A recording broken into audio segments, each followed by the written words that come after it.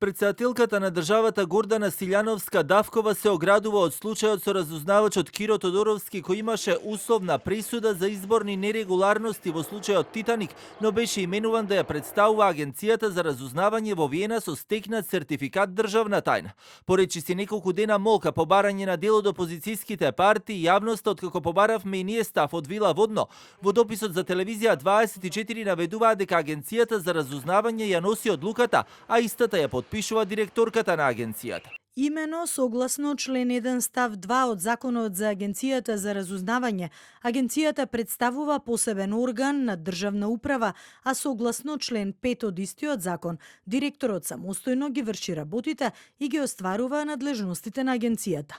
Од тука, кадровските, организацијските и оперативните одлуки се донесуваат исклучиво во рамките на законски утврдените овластувања на овој самостоен орган. Впрочем, директорот, а не председателот на државата, ја подпишува одлуката за избор на представник на Агенцијата за разузнавање во дипломатско-конзуларното представништво, врз чија основа министерот за надворешни работи носи решение за упатување, пошто тој подпишува акредитивно писмо, кое што представникот го предава во надлежната служба на земјата домаќин. Во дописот од кабинетот на председателката до објаснуваат, но и подсетуваат дека надзорот врз работата на агенцијата го прави собранието. Подсетуваме дека законодавецот утврдил механизам на демократска и институционална контрола врз работата на Агенцијата за разузнавање.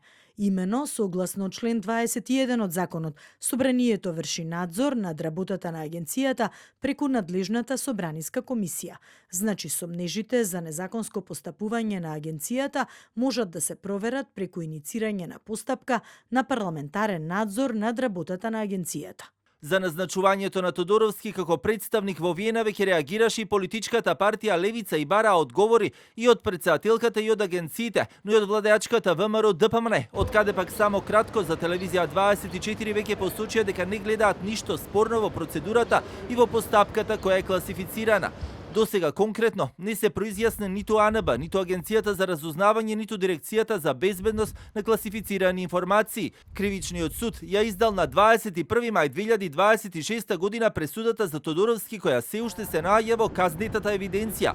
Условната казна од 2 години со време за проверување од 5 години е правосилна од 18 мај 2023 година, што значи дека Тодоровски во моментот на враќањето во агенцијата, но и придобивањето на сертификатот, а и при заминувањето во Виена, официјално имал статус на осудено лице.